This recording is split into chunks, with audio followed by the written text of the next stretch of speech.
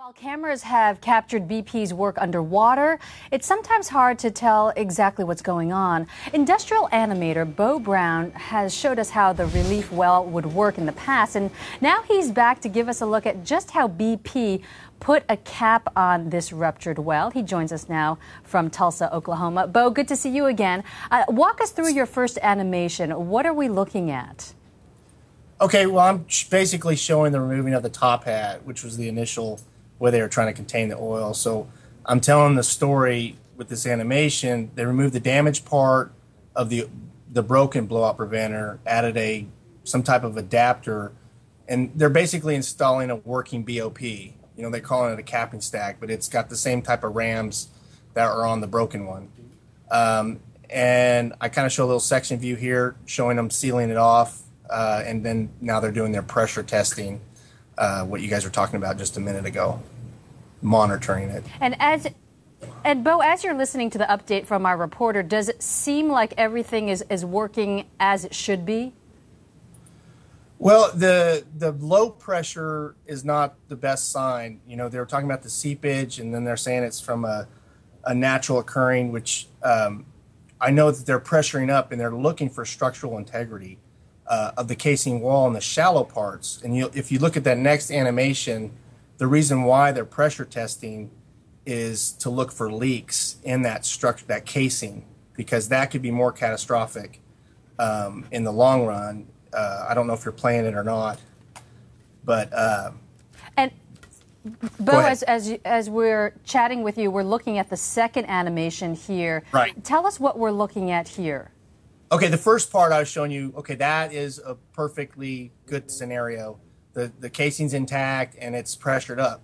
The second one I'm showing you cracked or damaged casing. And if this is in the upper shallow parts of the well, which is, you know, that's what their big fear is. If it's down below, it's not that big a deal because it's not going to reach the surface like you're seeing here. And multiple wells or holes in the seafloor is probably their biggest fear. But no matter what, they're still going to have... With the cracked or damaged casing that you just showed us, would that indicate that there's high pressure, which is a good thing, or is it a bad thing that we're seeing those cracks and damaged casing in your animation? No, that's the bad thing. If there's cracks, then you're going to get low pressure. They're going to start seeing low pressure, which they are seeing low pressures, but like the newscast just a minute ago, they were talking about that could be that the well's depleted. The reservoir's been depleted, so the pressures are different.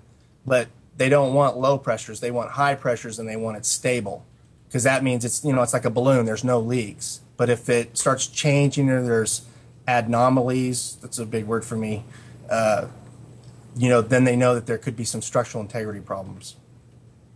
Now, Bo, you're an industrial animator, so you do this kind of work for oil and energy companies all the time.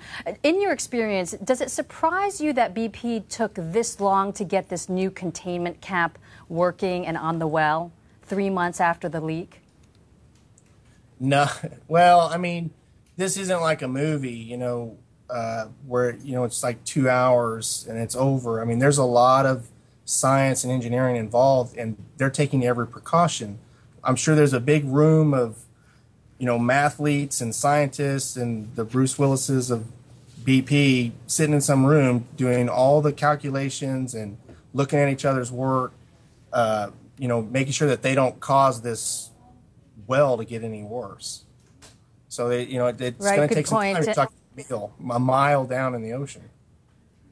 Right, and that war room, that so-called war room is called the Hive up in their headquarters in Houston. Bo Brown, an industrial animator, thanks so much for breaking it down. You helped us understand this a little bit better. Thanks so much. Thank you.